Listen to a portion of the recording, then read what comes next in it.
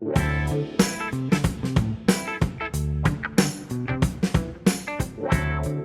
lo primero que queríamos comentar es la situación judicial que está viviendo usted ahora a raíz de las últimas decisiones de los últimos días. ¿Qué opinión tiene de las decisiones que están tomando? Mira, esta es una estrategia regional que viene desde el norte, ¿no? Han planificado la cooptación de la justicia y están aplicándola en Brasil contra Lula, en Argentina contra Cristina, en Ecuador la aplicaron contra Jorge Glass y ahora vienen contra mí. Desde noviembre, y coincidencialmente cuando el presidente actual, que era de nuestro movimiento y nos traicionó totalmente, dijo que quería verme preso, vino una avalancha de procesos penales, no en sí mismos juicios, sino con indicios penales por parte sobre todo de la Contraloría, que es el instrumento de persecución. Entonces, desde noviembre yo he recibido, y básicamente desde enero, acusaciones por ventas petroleras mal hechas, por contratos petroleros mal hechos, por crimen organizado, por tráfico de influencias, por sobreendeudamiento, suponiendo que eso sea verdad, ¿desde cuándo eso es criminal? ¿No? Por vínculos con la FARC, tuvieron problemas en la frontera y no se le ocurrió más idea decir que ellos tienen problemas, secuestros, muertes, porque ellos están combatiendo el narcotráfico y la guerrilla. Había pactado con ellos porque me han financiado, entonces empezaron a investigar el financiamiento por enésima vez, porque es una acusación que ya lleva 11 años. Y como todo eso se les derrumbó, ahora resulta que somos secuestradores, ¿no? ¿Cuál es el problema en este último caso? Que basta 2 testigos falsos, ¿no? Para ya tener complicaciones, porque prueba material jamás lo van a obtener, porque no tengo nada que ver, o sea, es algo increíble, un supuesto exceso policial en el 2012 en Colombia y el culpable es el presidente de la República. Incluso en el 2013 la víctima presenta una demanda, una acusación particular, pero no contra mí, ¿no? Pero vieron desde noviembre que era la oportunidad para ir tras el presidente, ¿no? Y empezaron a decir, Correa es el culpable y lo que busca es por todos los medios vincularme como efectivamente lo han hecho.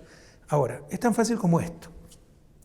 Pregunten ustedes, como medios de comunicación, exíjanle a sus gobiernos que pidan el nombramiento del fiscal actual. No existe, lo han nombrado a dedo, con la finalidad de meter preso a Correa, porque no hay ningún indicio, ningún elemento procesal para vincularme.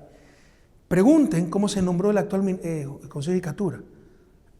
Defenestraron el anterior Consejo, no sé si conoce lo de la consulta popular inconstitucional, nombrado un Consejo de Participación, también nombrado a dedo, para evaluar a las autoridades que había elegido, lo cual no es su función constitucional, es de la Asamblea, pero nadie le dio la atribución de reemplazar esas autoridades. Están poniendo a dedo las autoridades. Acaban de poner a dedo, designar directamente, fuera de total marco, cualquier marco constitucional legal, Consejo de Judicatura, que es el que maneja la justicia. ¿Cómo vamos a tener un proceso justo, el debido proceso en esas condiciones? Contralor, igualmente, sin nombramiento, encargado, puesto a dedo. Fiscal que me acusa, puesto a dedo.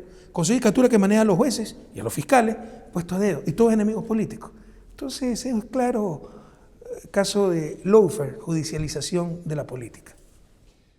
¿Cómo es posible que se pueda utilizar la justicia con fines políticos? ¿Por qué los estados no han conseguido tener esa independencia judicial o esa independencia como para que no pueda hacerse eso? Es una gran pregunta, ¿no? Primero usted ve la doble moral internacional. Si lo de Lula le estuviera pasando a un opositor político venezolano, estaría invadida Venezuela. Si lo que me están haciendo a mí, 5 o 6 procesos penales en pocos meses, no cualquier cosa, yo lo hubiera hecho a un opositor político, estaría en la Corte Penal Internacional de La Haya. Y aquí no pasa nada, porque son los líderes de izquierda los perseguidos. Es una gran doble moral internacional. Y usted dice, ¿por qué hacen eso? Porque no nos pueden vencer en las urnas. ¿Por qué no hay esa independencia? Porque somos países con una institucionalidad muy débil y lastimosamente el que cumple pierde. Nosotros cumplimos. Hicimos una reforma con aprobación del pueblo ecuatoriano, con una consulta popular, recibiendo la orden del pueblo ecuatoriano en las urnas de reformar la justicia. Empezó a haber mucha mayor transparencia, concurso de méritos para los jueces, para fiscales, públicos, ¿no? Con impugnación ciudadana. Yo ni conozco a los jueces de la Corte Nacional, pero como cumplí, perdí.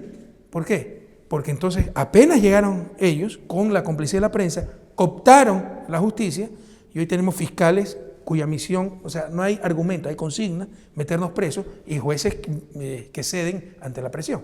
Entonces, mientras, eso en economía, perdónenme mi formación como economista, en teoría de juego se llama el dilema del prisionero, ¿no? El que cumple va a perder Entonces la estrategia dominante es hacer trampa, el otro también va a hacer trampa y llegamos al peor de los mundos. Nunca va a haber institucional en nuestros países.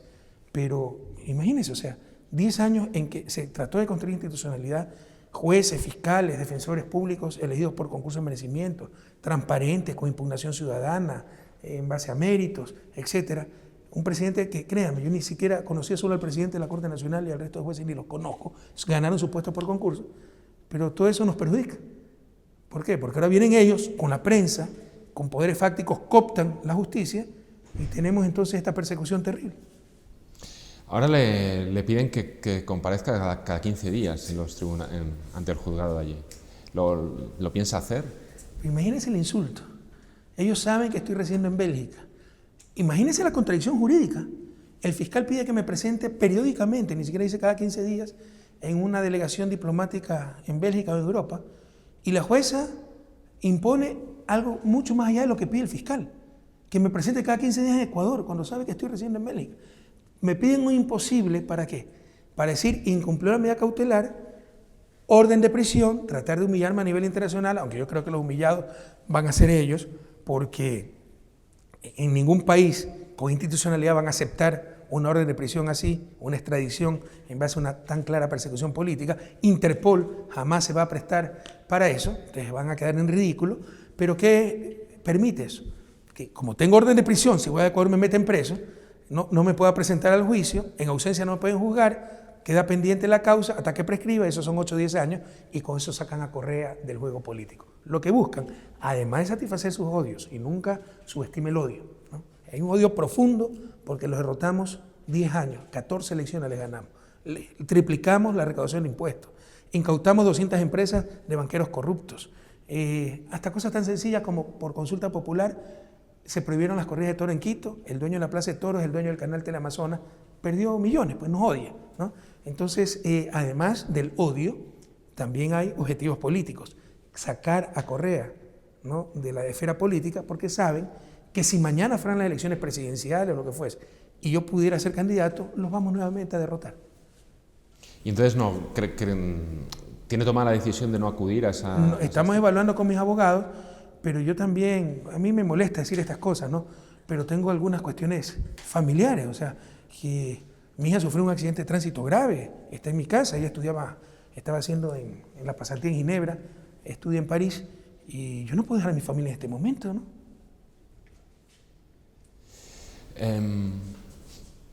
¿Usted cree que... ¿A qué cree que responde que el actual presidente que viene de su movimiento esté reaccionando de esta manera con todo el pasado? Mire, yo creo que ha sido un impostor profesional, un lobo disfrazado de cordero sin convicciones, eso lo conocíamos, pero no sabíamos que era un traidor, pero yo creo que también hay algo patológico. Estamos estudiando que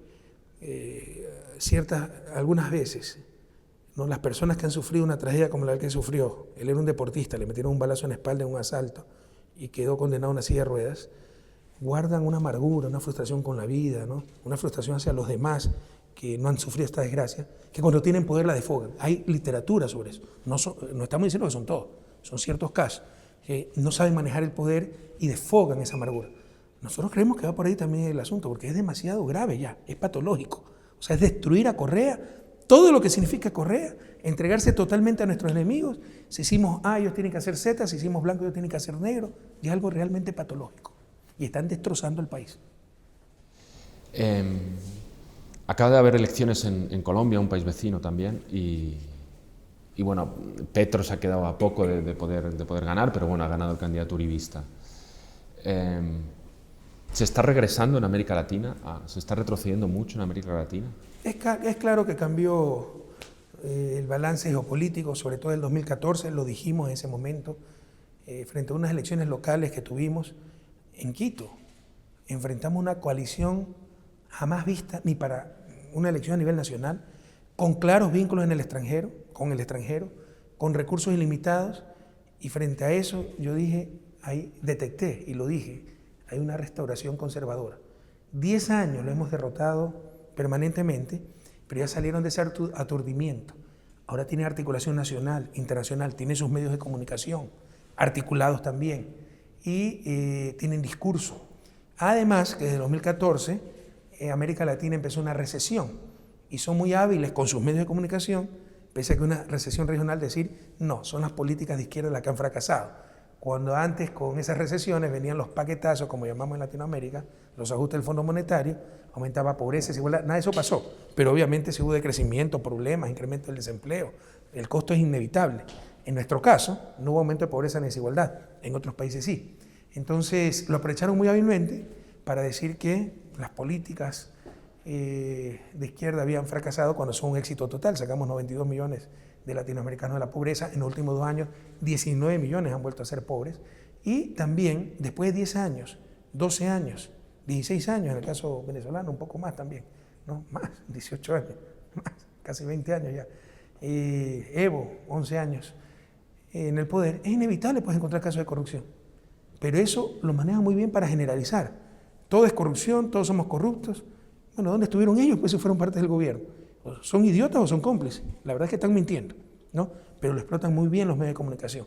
Entonces eso ha hecho que cambie un poco el balance regional, más otras medidas ya abiertamente antidemocráticas y el mundo miró hacia otro lado. Por ejemplo, Brasil, el golpe de Estado judicial parlamentario contra Dilma, que empieza con un golpe mediático, linchamiento mediático, para bajarle la popularidad y que nadie salga a defender a la persona acusada. El famoso lawfare, persecución, judicialización de la política, como ya hemos manifestado. Luego, en Argentina ganaron democráticamente, entre comillas, porque el verdadero opositor, el partido más fuerte y tal vez el único, junto con el partido judicial ahora, que enfrentamos gobiernos de izquierda, el partido mediático.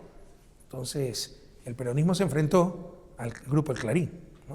Pero ganaron en las urnas. En Ecuador ganamos nosotros, la Revolución Ciudadana, mayoría en asamblea, mayoría la presidencia de la República. Los medios se alinearon para no reconocer el triunfo electoral, decían que había fraude, hasta que este tipo se entregó totalmente a los medios. Ahora no publican absolutamente nada de las barbaridades que hacen, de las irregularidades, de la corrupción, de la inconstitucionalidad, del incumplimiento de su programa de gobierno, y es un linchamiento mediático todos los días contra Correa y todo lo que se relacione con Correa. Entonces, es obvio que sí ha cambiado el balance geopolítico en la región. En el 2009-2010, de 10 países sudamericanos, 8 tenían gobiernos de izquierda. Ahora solo queda Venezuela resistiendo, Bolivia y Uruguay, 3 gobiernos de izquierda. Pero yo tampoco creo en los ciclos. Ahora dicen el ciclo, entonces no. Veamos qué pasa en México, por ejemplo. En Colombia es un gran triunfo de la izquierda. Por primera vez en la historia, la izquierda pasa a segunda vuelta y tiene más del 40% de los votos. Si Lula estuviera libre, fuera el presidente, pues de Brasil. Por eso lo tienen preso. Si yo pudiera presentarme, porque me inhabilitaron inconstitucionalmente, saben que los vuelvo a derrotar en una sola vuelta.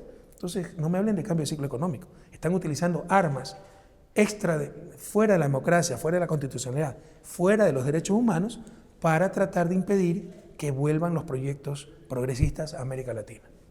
¿Qué papel cree que desempeña la administración Trump en lo que ocurre en América Latina? Yo soy sincero, ¿no? A nivel de política exterior no hay mucha diferencia entre republicanos y demócratas. Podríamos decir que la administración Trump está permitiendo todo esto, pero con la administración Obama se hubiera permitido de igual manera. Tal vez con mayor descaro de la administración Trump, el vicepresidente acaba de felicitar al Ecuador por la recuperación de la democracia, cuando precisamente lo que ha sucedido es que hemos perdido la democracia, no hay división de poderes, ¿no? No hay orden constitucional, nada. Hay una gran hipocresía y una doble moral, pero no es muy diferente de lo que hacían los demócratas. Usted está viéndose con personalidades de la justicia, de la abogacía, del derecho en su viaje por Madrid. ¿Qué consejos le están dando? ¿Qué le están comentando? Bueno, vine acá a hablar con los compañeros de la Izquierda Unida, abogados y otros abogados amigos porque tengo que tener una estrategia en Europa también, además de la estrategia en Ecuador. Así, ese es el offer. Yo quisiera estar trabajando para mi familia, escribiendo, quería tener tiempo libre. Usted sabe que antes de ser político fui toda mi vida académico. Tengo en el tintero 4 o 5 libros y creo que cada 3 semanas puedo escribir 2 horas, ¿no? Porque eso es lo que buscan, desconcentrarnos, desbordarnos, quebrarnos emocionalmente, quebrarnos económicamente. Usted tiene que manejar abogados aquí en Europa, en Ecuador, quebrarnos familiarmente, que su esposa le llore, que no puedan dormir, que haya tensión, etc. Entonces, es muy duro. Sin embargo, pues hemos venido a España porque aquí tenemos grandes amigos, ¿no? Sobre todo de los movimientos de izquierda, Podemos, Izquierda Unida, también del PSOE, para que se informen de lo que está pasando en América Latina. O sea, tuvimos a un gobierno del Partido Popular que si caía un meteorito en España, y miren Venezuela, si había un temblor en Andalucía, y miren Venezuela, ¿no? Bueno, ahora miren Ecuador. Pidan 3 cosas tan simples como esta. ¿Dónde está el nombramiento constitucional del Contralor, que es el instrumento de persecución de este gobierno dictatorial? ¿Dónde está el nombramiento constitucional del fiscal general? Le llaman encargado, no existe ese puesto. El fiscal es subrogante y al subrogante le impidieron reemplazar al fiscal de forma absolutamente inconstitucional. Y ese es el fiscal que me está vinculando y acusando en este caso, un caso absolutamente ridículo. ¿Y dónde está el nombramiento constitucional del nuevo Consejo de Judicatura que le maneja todo el sistema de justicia? Usted sabe lo que es tener un Consejo de Judicatura puesto a dedo por el gobierno, ¿sabe lo que es eso? Entonces son 3 cosas muy sencillas, no hay dónde perderse. No se trata de subjetividad, no se trata de opinión, son cosas muy concretas. Que el gobierno español, que Europa, que tiene cláusulas democráticas, derechos humanos en los acuerdos que ha firmado con Ecuador y con América Latina, pregunte esas 3 cosas. ¿Dónde está el nombramiento constitucional del Contralor que está persiguiendo a todos los opositores políticos de este gobierno? ¿Dónde está el nombramiento constitucional del fiscal, que es el que me quiere meter preso? ¿Dónde está el nombramiento constitucional del Consejo de Judicatura, que es el que maneja todo el sistema de justicia en el Ecuador? No existe. Entonces hay una indefensión total. Total. Nos enfrentamos pues contra nuestros peores enemigos, o sea, no hay ninguna garantía del debido proceso y ya se evidencia eso, con un fiscal que me vincula sin ninguna prueba, o sea, no hay ningún elemento. Dice que alguien dijo que usted hizo, ¿no? Y eso es alguna prueba. Y ese que alguien dice, que dijo a alguien que yo hice, ni siquiera me conoce. Ese es el policía Chicaiza, no lo conozco. Entonces, si él dice eso, son 40.000 policías, yo le puedo sacar 39.999 policías que dicen que alguien dijo que yo no conocía. ¿Eso dónde es prueba, por favor? ¿Dónde es indicio? Es ridículo, ¿no? Tenemos una jueza que cuando el fiscal busca vincularme, ordena decisión judicial, supongo con el adecuado estudio constitucional y legal, ordena a la Asamblea que me levante la inmunidad que tenía como presidente, porque los supuestos hechos se dieron cuando era presidente, ¿no? Pero para eso, de acuerdo al artículo 120, numeral 10, dice la jueza, pero para eso se necesitan 2/3 de la votación de la Asamblea, 92 votos, que no los tenía. Por decisión simple, 83 votos, declaran improcedente la orden judicial. ¿Se imagina lo que significa que un poder del Estado declara improcedente la orden de otro poder del Estado? O sea, más tarde yo soy presidente, apruebo una ley de la Asamblea y la declaro improcedente y no la cumplo. Eso es desacato. Y en lugar de enjuiciarlos por desacato o insistir en su pedido, como ese mismo día cambiaron el Consejo de Judicatura, que son los jefes de esa jueza, se allana a que le insulte la Asamblea diciendo que es improcedente su pedido y se siente un precedente nefasto. Cuando ya no se tengan las 2/3 partes de los votos, se dice por simple mayoría, el pedido es improcedente, usted lo puede enjuiciar de todas maneras, no necesitamos nosotros levantarle nada. Y se llega al mismo objetivo sin tener las 2/3 partes de los votos. ¿Sí me explico? Una indefensión total, un quiebre total del debido proceso. Y la jueza se allana y llama a audiencia, eso fue un viernes o jueves, llama por celeridad procesal. El lunes, audiencia para que me vinculen, porque hasta el lunes podían vincularme. O sea, todo es trampa, todo es demasiado descarado. Usted también incide mucho en el papel de los medios de comunicación en todo lo que está ocurriendo. ¿Por qué cree que son tan importantes? ¿Qué es lo que escucha la gente todos los días? ¿Cómo se informa? Y toda la prensa lleva un año, día tras día, insultándonos, desprestigiándonos, porque tiene un odio, una frustración contenida, que incluso si fuera justificado, que no lo es, ¿no? Contradice pues la misión de los medios de comunicación. Alguna vez una periodista colombiana me dijo, ¿y cómo quería que reaccionen los medios de comunicación después de todo lo que usted les hizo durante 10 años? Suponiendo que les ha hecho algo durante 10 años. ¿Cómo quisiera que reaccionen? Con profesionalismo, pues, con honestidad. ¿Acaso nos han puesto como ejemplo de eso todos los días? Y nosotros éramos los malos de la película. O que digan entonces que están actuando por venganza. Así sea justificada la venganza. Pero sepamos que están actuando por venganza. El gobierno de Lenín Moreno no hubiera durado un mes, porque son unos completos inútiles, si no tuviera el apoyo descarado de los medios de comunicación que en un principio, cuando creían que iba a continuar con la Revolución Ciudadana, negaban incluso su elección. Posicionaron la idea de un fraude que nunca existió. Ahora ya no ha habido fraude, no ha habido nada, no reconocen su mentira. La dejaron en el baúl de los recuerdos y apoyan, pero indecentemente, al gobierno con una parcialidad política impresionante, y llevamos un año y más de todos los días un linchamiento mediático contra Correa y todo lo que signifique algo relacionado con Correa. ¿Pero por qué quieren tanto poder?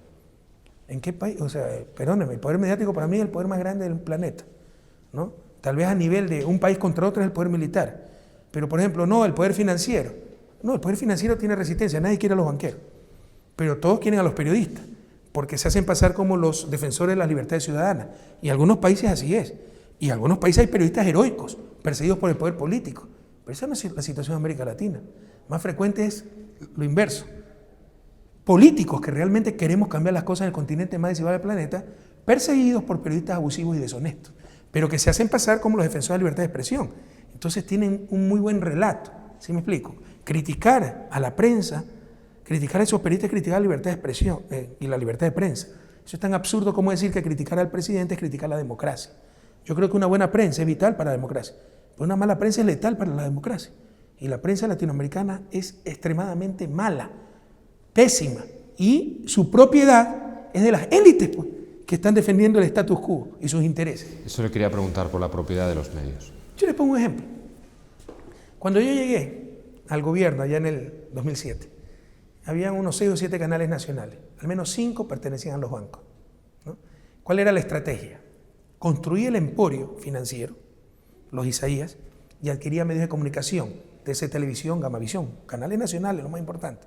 ¿Para qué? ¿Para informar? No, para defender pues, el emporio. Teleamazonas, ¿no? Es el emporio Fidel Egas, Diners Club, Banco El Pichincha. E incluso, ¿sabe cómo adquirió ese canal, no? Una deuda que no pudo pagar el dueño del canal y le quitaron el canal. Pero ahí nadie dice atentado a la libertad de expresión, ¿no? Y pues ponen revistas, radio, pero básicamente Teleamazonas, que es otro de los canales más importantes a nivel nacional. Entonces esa ha sido la estrategia de los grupos de poder, ¿no? Meterse en la parte comunicacional, no para garantizar el derecho a la información, para defender sus intereses. Entonces, y todos están coordinados, todos dependen. En eso el espíritu de cuerpo es brutal y además los intereses comunes. Le pongo otro ejemplo. ¿Cómo me van a querer si cuando yo llegué a la presidencia habían 2 artículos importados exonerados del impuesto al valor agregado? Las medicinas y el papel periódico. Entonces les puse pues impuestos. No, entonces eso no le perdonan. Esta gente que además es muy prepotente, donde mayor explotación laboral era en los medios de comunicación. La ley de comunicación no es una ley de medios solamente, es ley de derechos laborales de los trabajadores de los medios de comunicación. Entonces todo eso le molesta muchísimo a esta gente que estaba acostumbrado a explotar a los periodistas, reporteros, fotógrafos, camarógrafos, etc.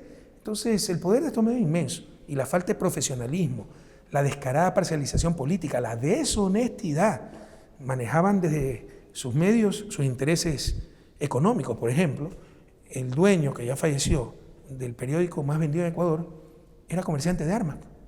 Cada vez que perdía un concurso, los titulares, corrupción, hasta que se bajaba ese concurso se lo daban a él. Ha habido casos como ataques de periodistas, alcaldes, porque les cobraron la planilla del agua a la radio. Entonces hay unos abusos terribles que no los entienden en Europa, porque aquí hay problemas con la prensa, pero ni de lejos, pues, ni de lejos son las deformaciones, las corruptelas, la falta de profesionalismo, la mediocridad, la parcialización política que tenemos en América Latina. Sí, eso lo dice, alguna vez se lo he oído también, que en Europa hay muchos problemas de América Latina que no terminamos de comprender, a pesar de, por ejemplo, que en España pues, compartimos mucha historia, cultura, idioma y todo, ¿no? O sea, que a veces cuesta entender lo que ocurre allí. Así es. Por ejemplo, a nivel mediático. Yo he vivido en Europa, he vivido en Estados Unidos. Sé que hay parcialización política en algunos medios, pero también sé que si la verdad es una, no porque soy simpatizante del PSOE, del Partido Popular, voy a decir una mentira o voy a ocultar la noticia. Usted puede ver, por ejemplo, en mi última, en noviembre, cuando regresé al país para hacer la convención de Alianza País, cómo por redes sociales los periodistas dijeron hay que invisibilizar la visita de Correa. Pero hubo 2 o 3 decentes que dijeron, oiga, Correa es noticia, es nuestra obligación publicarlo.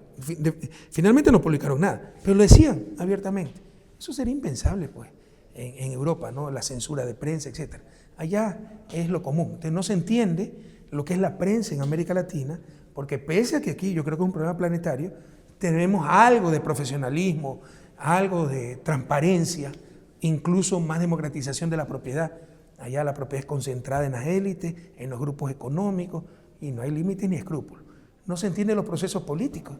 Como ustedes tienen sistemas democráticos altamente institucionalizados, tecnocráticos, lo cual también es un problema, porque se alejan cada vez más de la gente, por eso surgen populismos de la peor ralea, verdaderos populismos, que más bien un lenguaje, ¿no? Pero populismo de derecha, que si no fuera por su participación en elecciones serían fascistas, ¿no?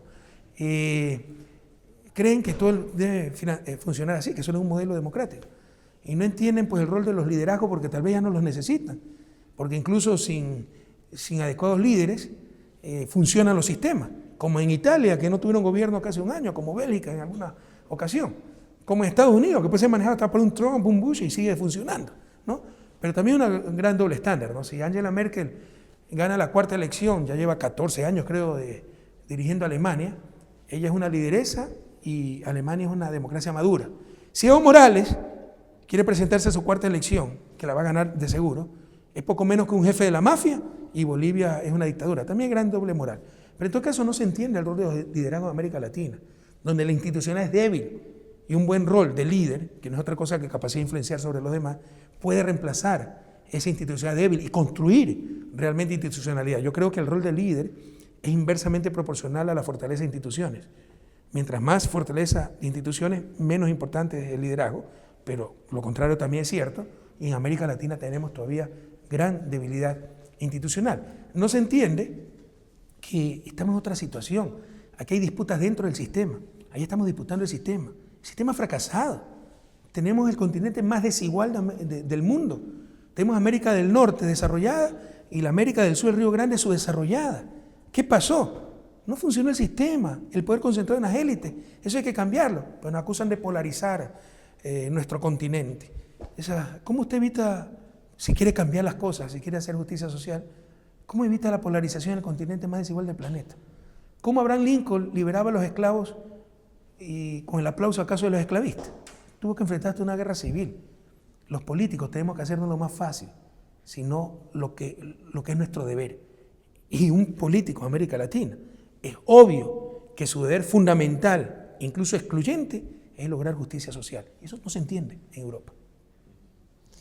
Sí, uno de los retos, desde luego, de los gobiernos progresistas es la institucionalización del cambio, que se ha visto en Ecuador en cuanto ha cambiado el liderazgo. Parece que se retrocede rápidamente, ¿no? Es uno de mis grandes dolores. O sea, la institucionalización y de mis grandes fracasos, del sistema. Porque yo sí creí que habíamos creado instituciones más fuertes. Le decía lo del sistema de justicia, jueces elegidos por concurso de merecimiento, no le debían el puesto a nadie para que tenga independencia, y ante la primera presión se entregaron al poder de turnos, y eso ha sido una gran desilusión, una gran desazón. Ahora recuerde, ¿no? Es fácil olvidar, nos hablan de democracia, separación de poder, institucionalidad, pero ¿hace cuánto tiene eso Europa? Aquí tenían dictadura hasta hace 40 años en España, tal vez un poquito más, ¿no? 50 años, no, 40 años. Y el consenso social, que las élites europeas, que eran muy excluyentes, comprendieran que para su propia supervivencia era necesario prosperidad para todos, oportunidades para todos, básicamente surge después de la Segunda Guerra Mundial, de lo que algunos académicos llaman coyunturas críticas para el desarrollo. Nuestras élites siguen pensando como hace 200 años. Thomas Jefferson es el principal autor de la Declaración de Independencia, que dice algo como esto: nosotros defendemos estas verdades por ser evidentes en sí mismas, que todo ser humano tiene derecho a la libertad, a la felicidad, etc. Y Jefferson era propietario de 600 esclavos. Él no mentía. Lo que pasa es que no consideraba a sus esclavos personas, seres humanos. Lo mismo pasa con las élites latinoamericanas 240 años después. Ya las élites norteamericanas cambiaron. Las élites latinoamericanas siguen con lo mismo. Cuando hablan de justicia, libertad de expresión, derechos humanos, es para ellos. Para el resto, que sigan en la miseria, que no tengan educación, salud, etc. Nuevamente, eso es lo que no se entiende en Europa. Entonces, en esas condiciones ha sido muy difícil crear institucionalidad, porque los que manejaban el poder no tuvieron esa voluntad, a diferencia de las élites europeas, que por todas esas coyunturas críticas que enfrentaron, como 2 guerras mundiales terribles, entendieron que tenían que hacer un sistema más justo para todos. Ya para terminar, ¿qué planes tiene? ¿Qué va a hacer a partir de ahora? Mire, cuando usted todos los días se despierta para ver de qué cosa nueva lo acusaron, y cada mensaje que recibe es una nueva citación para dar su versión, testimonio ante la fiscalía, y cada día que se despierta es ver qué inventaron los medios de comunicación, es difícil tener una estrategia. La única estrategia es resistir y vencer, y venceremos. Todo es cuestión de tiempo.